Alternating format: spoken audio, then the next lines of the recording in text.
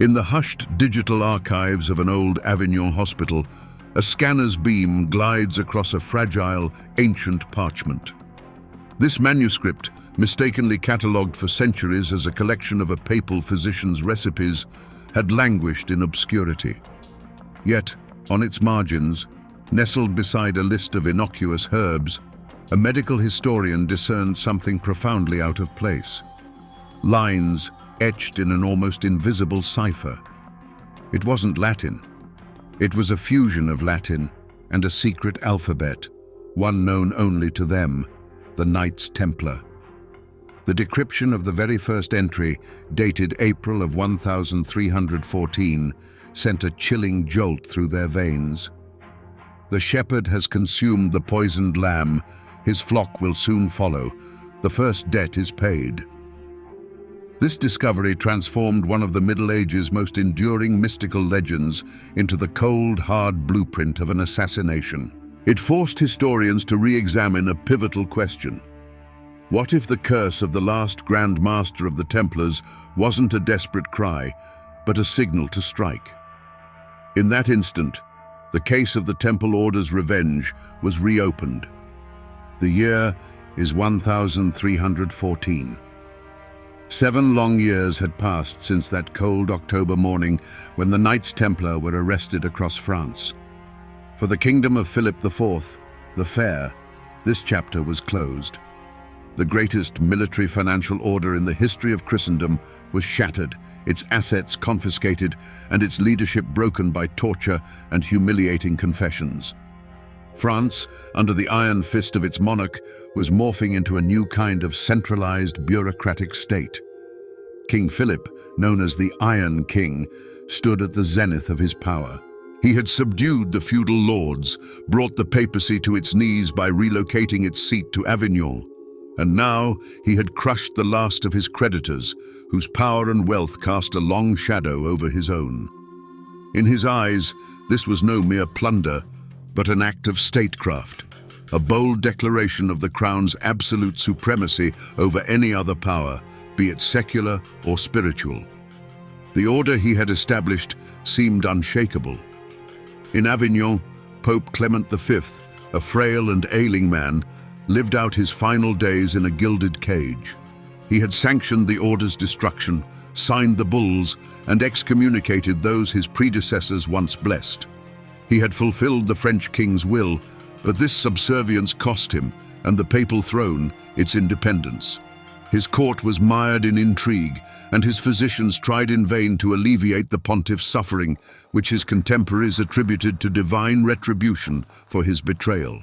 For the common folk of Paris and across Europe, the story of the Templars was a dark tale of pride, heresy, and sodomy, culminating in righteous retribution. The medicine of the era was incapable of distinguishing the symptoms of a sudden illness from the effects of poison. Any sudden death was either an act of God or the machinations of the devil. No one could even conceive that, in the shadow of this widespread belief in the supernatural, a cold, scientific calculation might be at work. And so, on the 18th of March, 1314, on the Île aux Juifs, Jewish island, in the middle of the Seine, carpenters were putting the finishing touches on a scaffold. 2 stakes were erected upon it. For Paris, this was the grand finale of a long and sensational trial, the ultimate cautionary spectacle. No one in that vast crowd, not even the king himself, observing the preparations from his palace, suspected that this pyre would not be an end but a trigger. The old world was living out its final, tranquil hours. The 18th of March, 1314. The sun dipped toward the horizon, painting the waters of the Seine a vivid crimson. On the Île aux Juifs, all was ready. 2 figures, more like shadows than men, ascended the scaffold. These were Jacques de Molay, the 23rd and final Grand Master of the Knights Templar, and Geoffroy de Charnay, preceptor of Normandy. 7 years of prisons, tortures, and interrogations had broken their bodies, but not their spirits. The sentence, handed down by the papal legates, had been final: life imprisonment. But King Philip demanded more. He demanded death. The execution was standard procedure. Condemned as relapsed heretics, they were to die by slow fire. Royal officials expected to see broken old men begging for a swift end. The crowd clamored for a spectacle. But what happened next shattered the entire script. As the herald read the verdict, based on confessions extracted under torture, Jacques de Molay stepped forward. The voice everyone expected to be broken and soft rang out with unexpected power, cutting through the roar of the crowd. He declared that the temple order was holy and innocent, and all confessions were lies, uttered under unbearable torment. He recanted his recantation. It was an act of unprecedented defiance, a direct challenge to royal and papal authority in the face of death itself. Geoffroy de Charnay immediately followed his example. For the king's officials, this was rebellion. For the crowd, it was a shock. The executioners were ordered to light the pyres at once. And then, as the flames began to lick at his feet, Jacques de Molay raised his head and spoke words that would echo through history. It was not a plea. It was a summons to the highest court. He addressed not earthly judges, but God.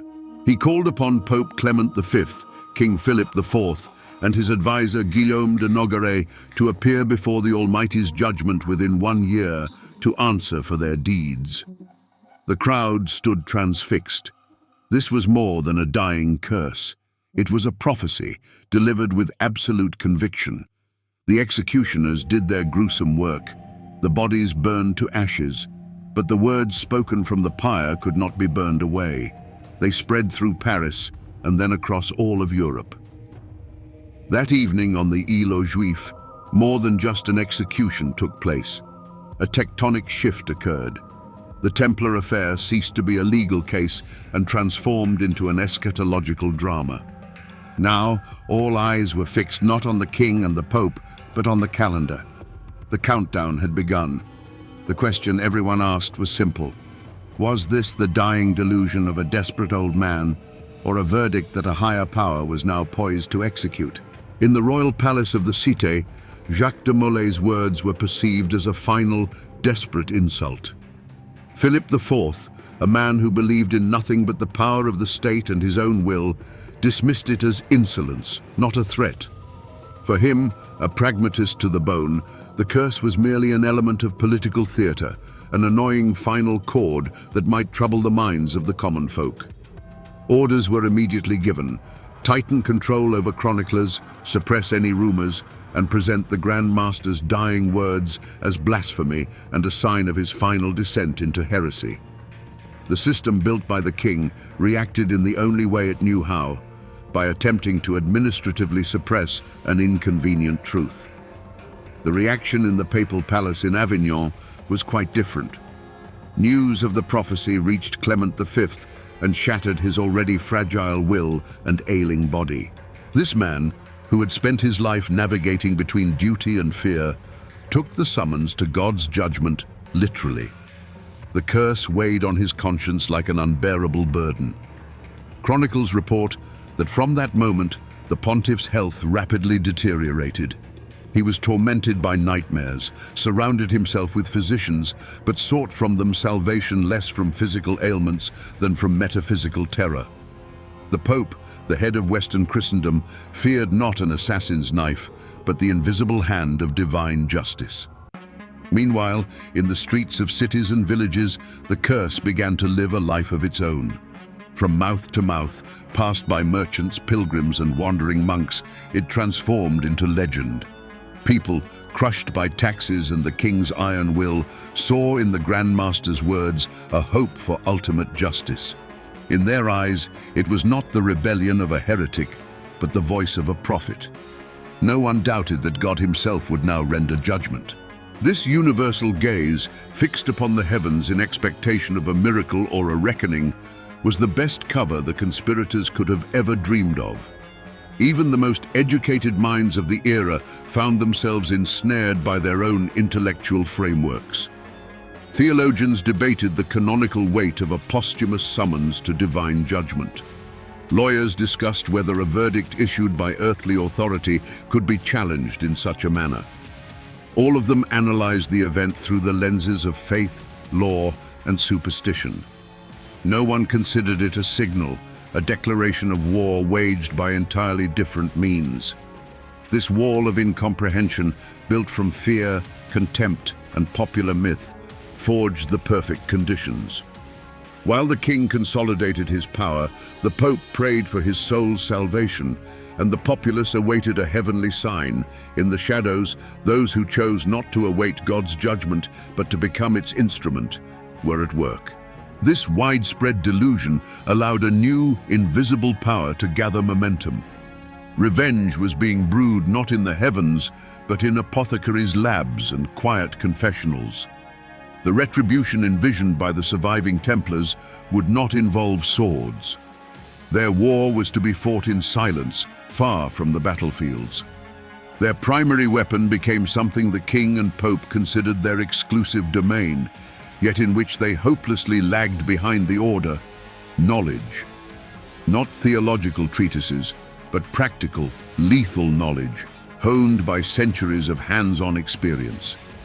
This was the expertise of the Temple Order's hospitallers, knights who were not merely warriors, but among the finest medical minds of their age. Over 200 years in the Holy Land, the Templars had amassed a colossal body of medical and pharmaceutical knowledge, absorbing the legacies of ancient Greece, Rome, and most crucially, advanced Arabic science. Their hospitals in Acre and Jerusalem were not just infirmaries, but veritable research hubs. It was there that they studied the effects of a vast array of substances on the human body, from healing herbs to deadly poisons of plant and mineral origin.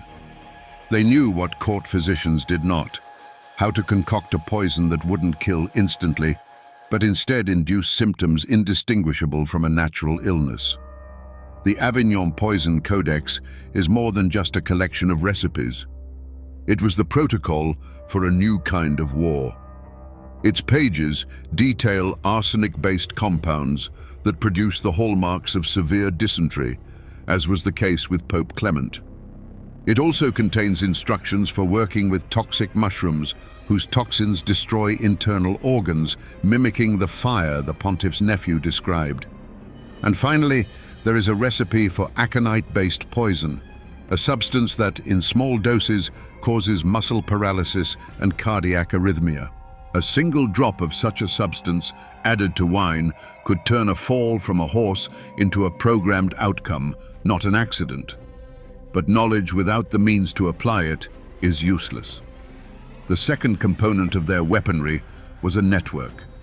The Order's destruction had shattered its military structure, but its invisible infrastructure remained untouched. Financial agents, diplomats, merchants, and of course, medics. Surviving brothers, who didn't wear white cloaks, had been embedded for years across all strata of society. They were personal physicians to noblemen, confessors entrusted with the deepest secrets, suppliers of exotic spices for royal kitchens. These people did not appear to be conspirators.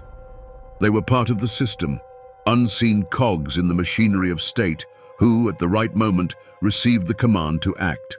And finally, the third and most ingenious component of their plan, the curse itself. Publicly uttered by Jacques de Molay, it became the perfect cover operation.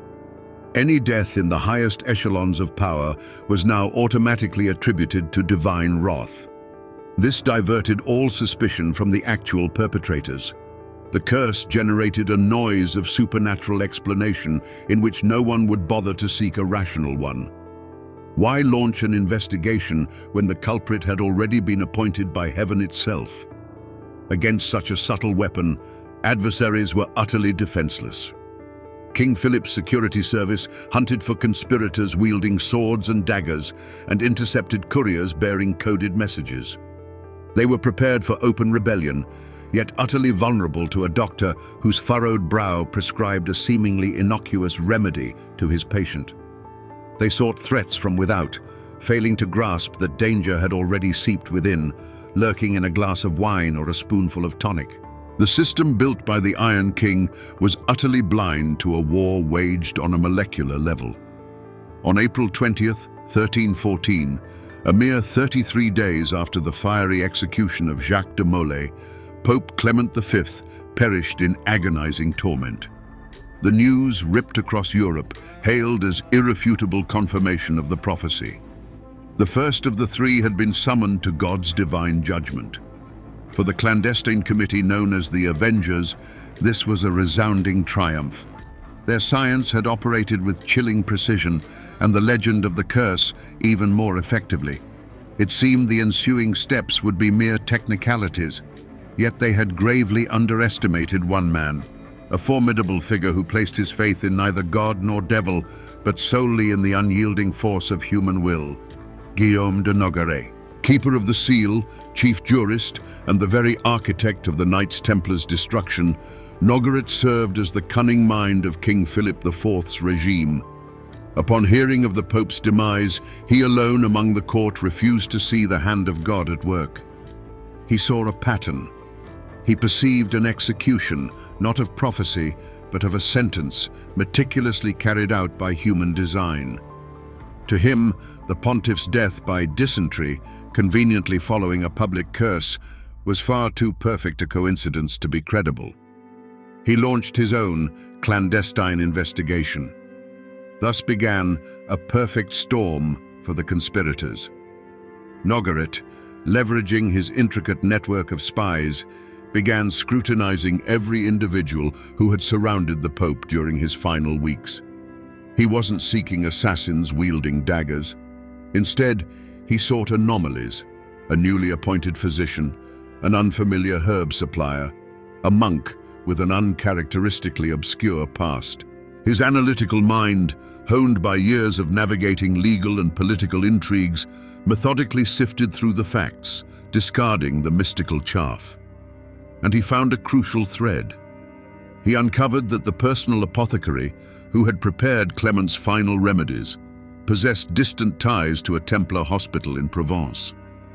By the close of summer in 1314, Guillaume de Nogaret stood on the precipice of exposing the entire conspiracy.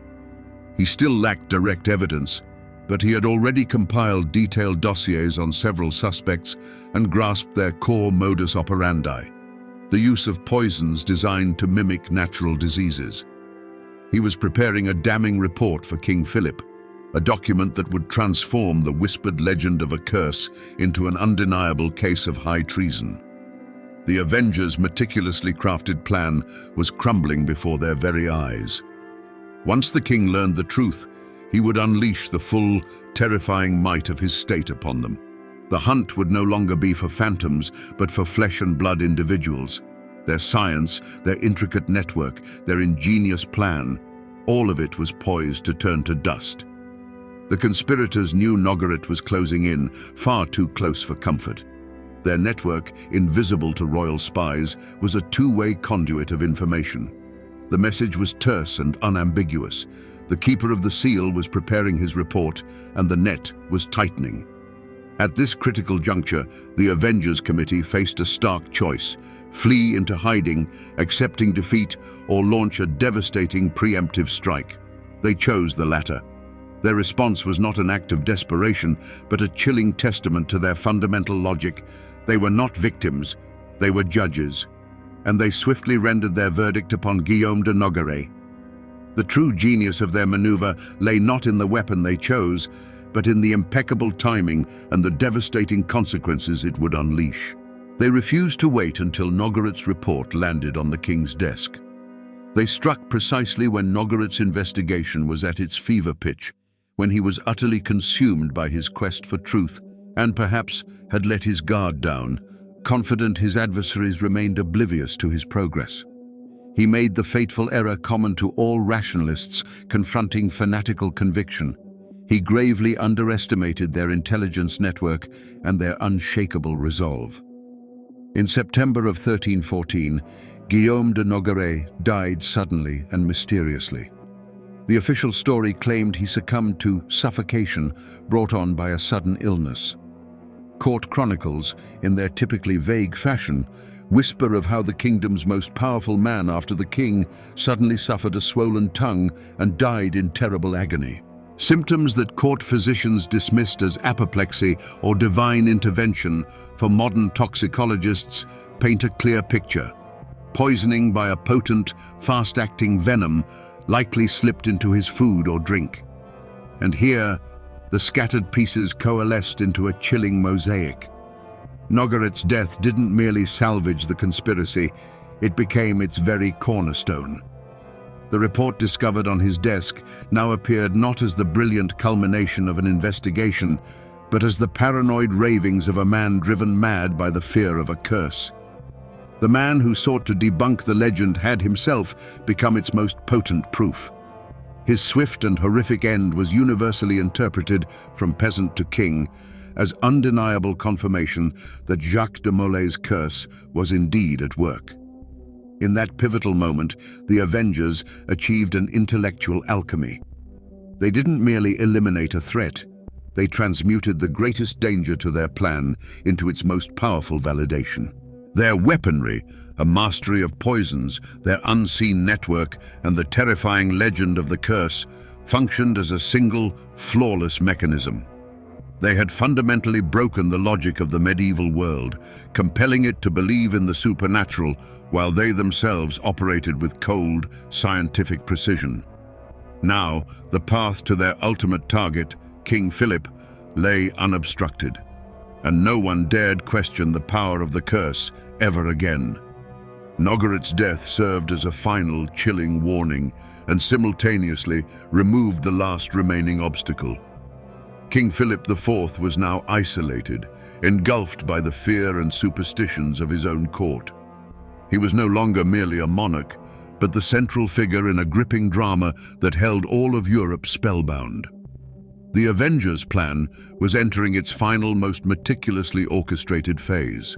Based on all the gathered evidence, we can now meticulously reconstruct the events of the autumn of 1314, step by chilling step. Phase 1. Access. An agent had been embedded within the king's inner circle long before these fateful events. This was no crude, hired assassin, but an individual whose loyalty was beyond question, perhaps a royal cupbearer or an assistant to the personal physician. Someone with regular and legitimate access to the monarch's food and drink. He received his orders, along with an ampule containing a colorless, tasteless, and odorless liquid, a concentrated extract of aconite, as revealed by the Avignon Codex. Phase 2. Execution. On the morning before the royal hunt in the forests of Pont Saint-Maxence, a single drop was added to the goblet of wine served to Philip. The dosage had been calculated with pharmacological exactitude. It was insufficient to cause immediate death or overt symptoms of poisoning that might alarm the king. Its purpose was far more insidious, to trigger a hidden physiological cascade within his body. The neurotoxin began to slowly absorb into his bloodstream, preparing to strike at the moment of peak physical exertion. Phase 3. The catalyst. The hunt.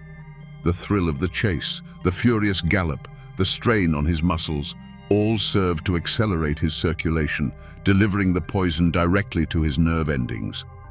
In the throes of pursuing his quarry, King Philip experienced something he had never known before. A sudden, unfamiliar weakness in his arms. A slight numbness that swiftly gave way to a complete loss of muscle control. His fingers uncurled, releasing the reins. His body, so robust just moments before, now felt alien and unresponsive. This was not a stroke. This was paralysis. Phase 4. The fall. The horse, suddenly riderless, stumbled. For an accomplished horseman like Philip, this would have been a mere nuisance. But in that moment, he could neither brace himself nor cling to the saddle. He tumbled to the earth, heavily and limply, like a sack of grain. The fall itself was not the cause of the tragedy. It was its programmed consequence. The impact with the ground merely completed what a single drop of poison in his morning wine had set in motion. Phase 5.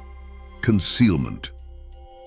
The royal physicians, summoned to his bedside, found themselves ensnared in the trap of their own ignorance. They saw a paralyzed monarch who had suffered a severe injury from a fall. They diagnosed a spinal cord injury or a brain hemorrhage. Their limited medical tools were utterly powerless to detect the chemical source of the paralysis.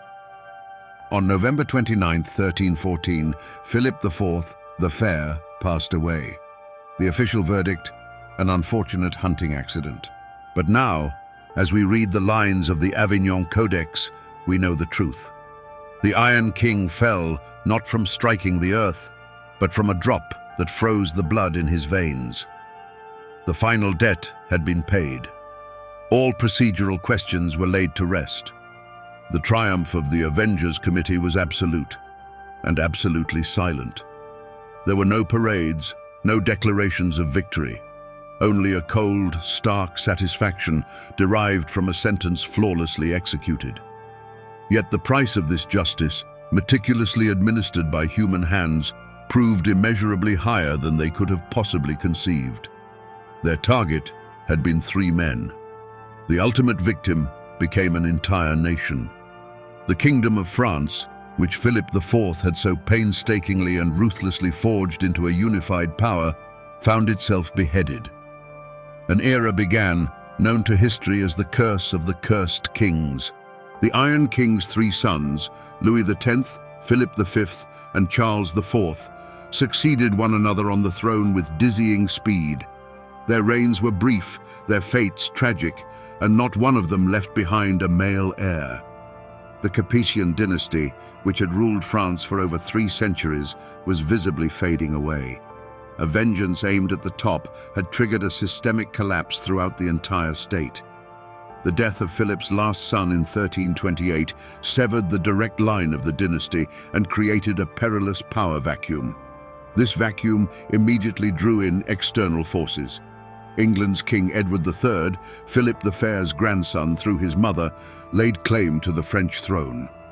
What began as a clandestine operation of retribution culminated in a declaration of war.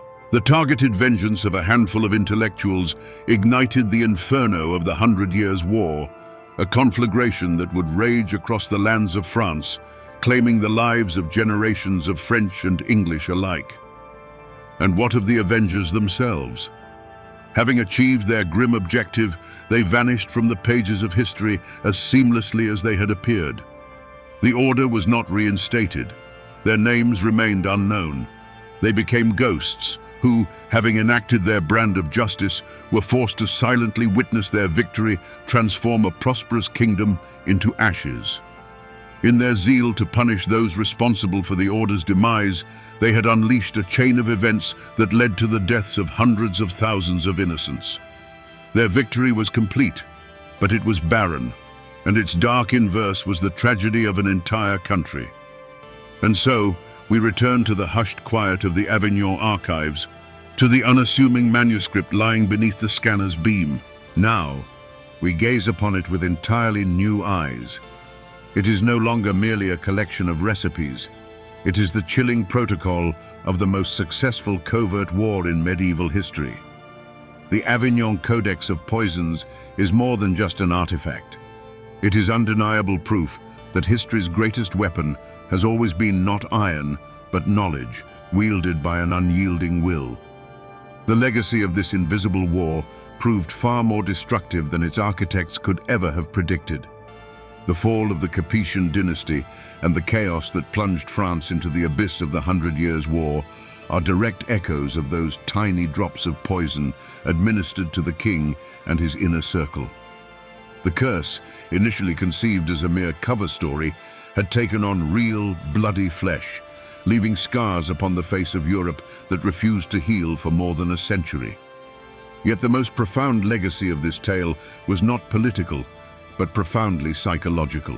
It revealed humanity's remarkable readiness to embrace divine intervention, rather than confront a far more unsettling truth: that a mere handful of intelligent, desperate, and methodical individuals could topple kings and popes, operating from the deepest shadows. The legend of the curse proved far more potent than mere facts, for it offered a simple, easily digestible explanation: sparing people the discomfort of searching for a conspiracy where none wished to find one. Even today, as we hold the deciphered pages of the Avignon Code in our hands, we are confronted with one final, haunting question, which is truly the more terrifying prospect: divine wrath, descending from the heavens to punish the powerful of the earth, or a human intellect, cold and sharp as steel, capable of compelling an entire world to believe in that fury, all while grasping the vial of poison itself.